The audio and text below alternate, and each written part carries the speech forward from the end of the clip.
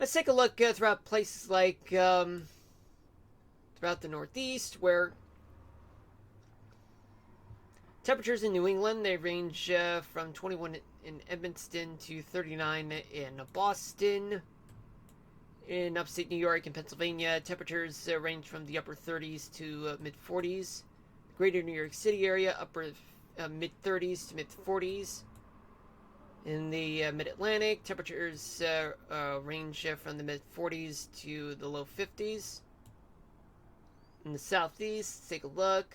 We do see that temperatures all across the region east of the Mississippi, they range from the low 50s to the upper 60s. Arkansas, they're in the 50s. Louisiana's mid-60s to mid-70s. Florida, temperatures range from the upper 60s to upper 70s.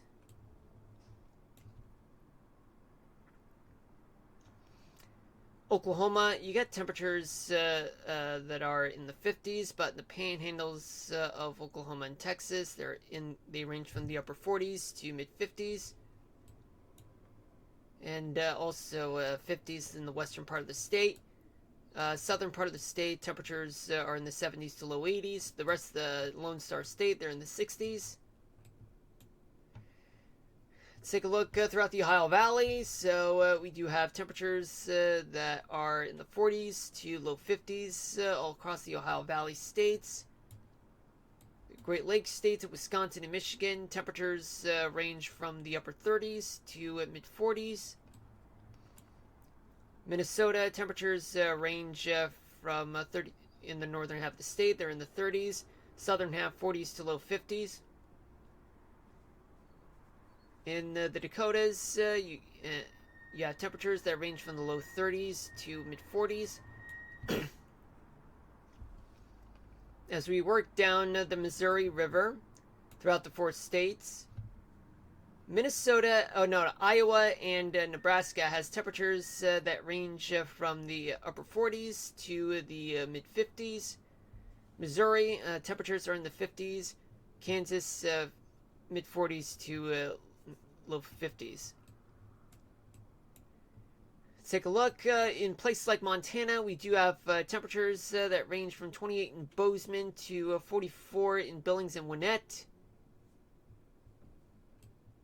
As you go all the way to the west, it gets cold.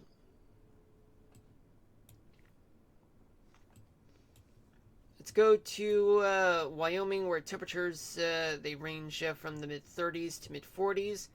Northern Idaho, temperatures are in the 20s to mid 30s, upper 30s to mid 40s in the southern half of the state.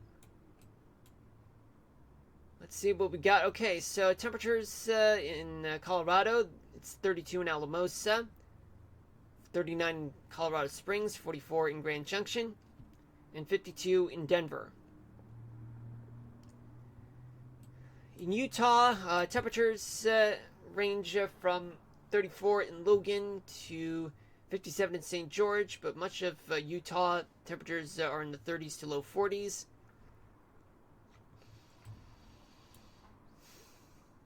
Hold on a bit. Sorry. It's been a long day, folks. It's been a long day.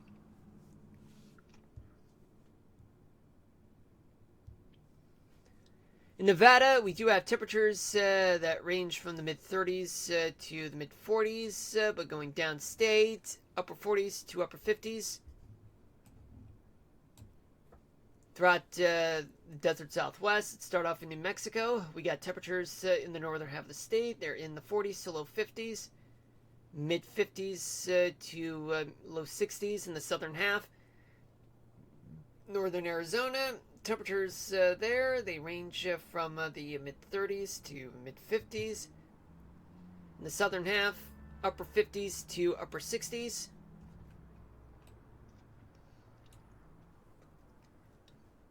Throughout the northern California coastline, they're in the 50s. Southern California coastline, 60s. 66 in Indio. Throughout the Central Valley of California, they're in the 50s. In the Pacific Northwest, In Oregon, temperatures range from the mid 30s to upper 40s. In Washington State, temperatures range from the low 30s to mid 40s.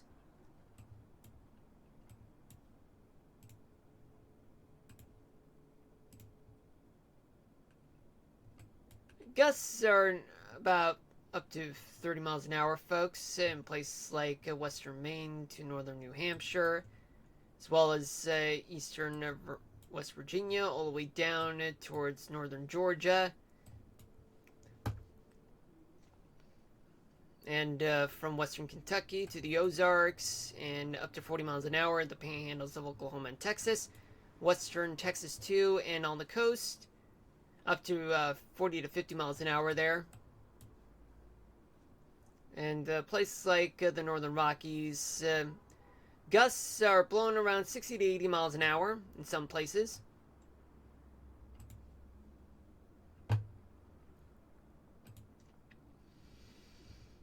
Where's the humidity? There's a lot of humidity all across the Mississippi and parts of the Great Plains region, a few places in the Gulf Coast, and eastern Montana, and coastal side of the Pacific Northwest, and parts of the Great Basin too.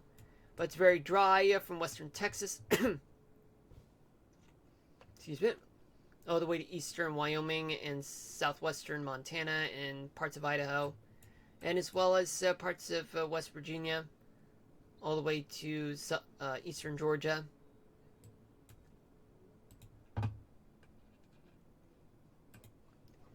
Rainfall accumulation.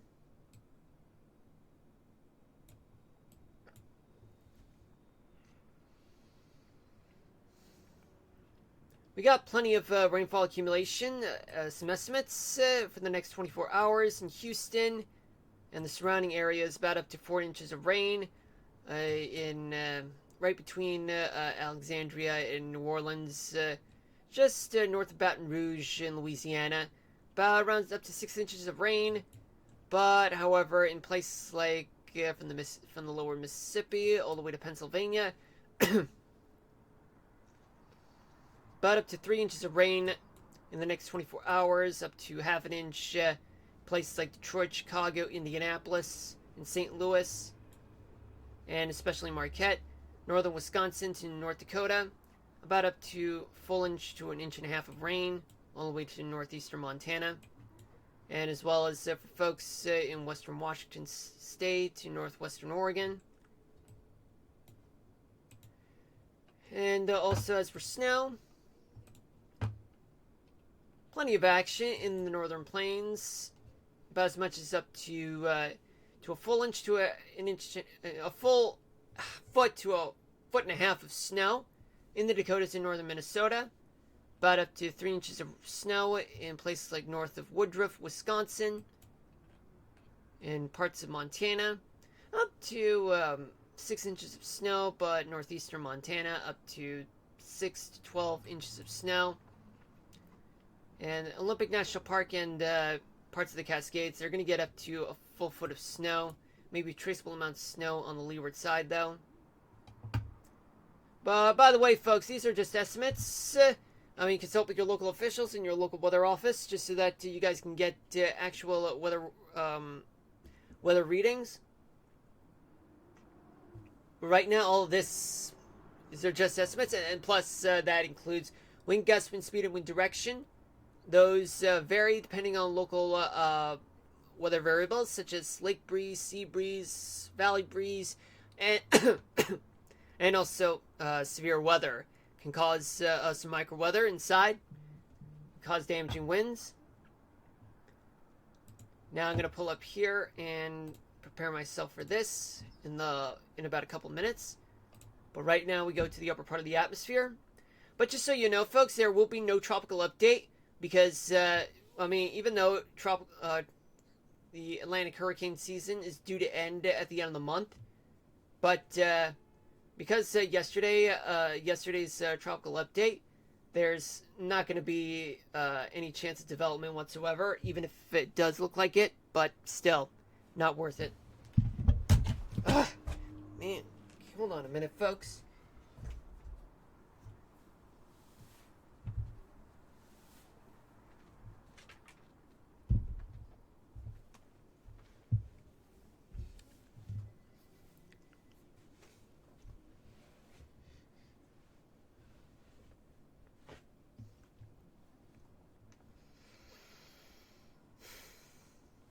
All right, so what do we got? Okay, so we do have a trough over northern Montana, and another one over the Great Plains in places like southern Minnesota, all the way down to Texas.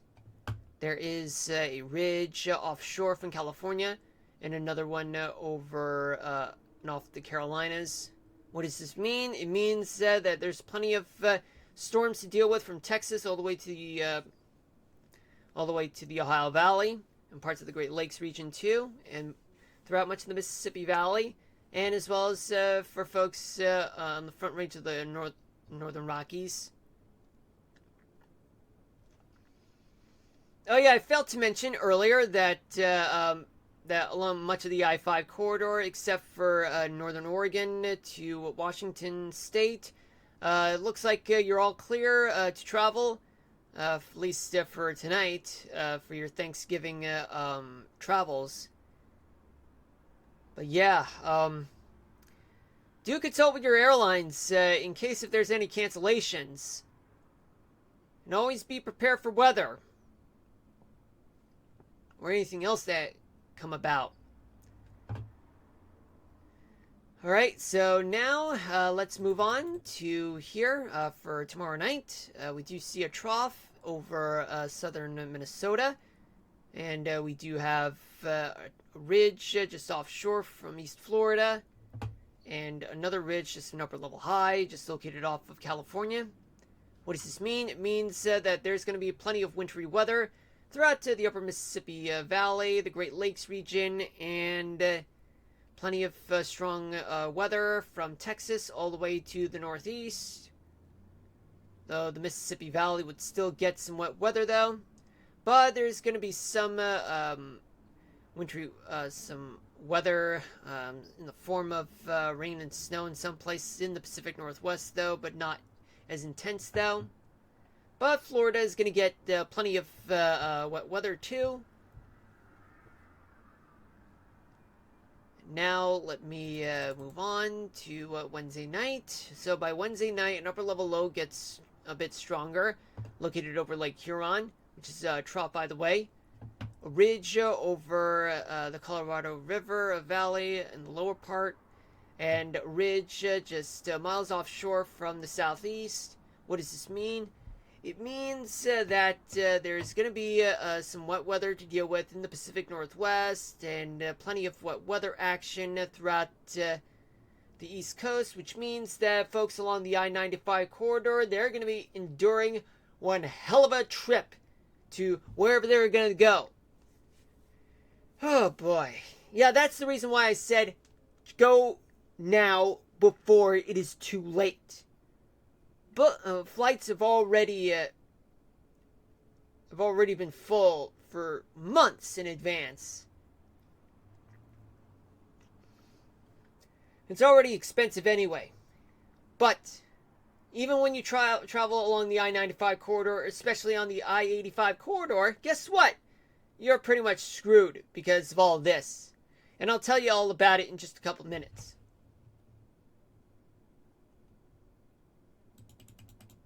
And then by Thanksgiving night, well, there's still plenty of wet weather to deal with all across the East Coast. And boy, this is going to be fun. A fun Thanksgiving for everyone, getting drenched, whether if you guys are going to enjoy your turkey or whatever you eat, or you guys are still stuck in traffic or stuck wherever you are just so that you can get to your Thanksgiving destination. Still a problem from Florida to Maine along the I-95 corridor, plus the I-85 corridor. I-75, just mainly folks in the southeast, though. And some wintry weather throughout some parts of the Pacific Northwest, all the way to the Northern Rockies. They're getting it. They're going to get it. But then you have this upper level low, which is a trough, just located right between Lake Huron and the Adirondacks.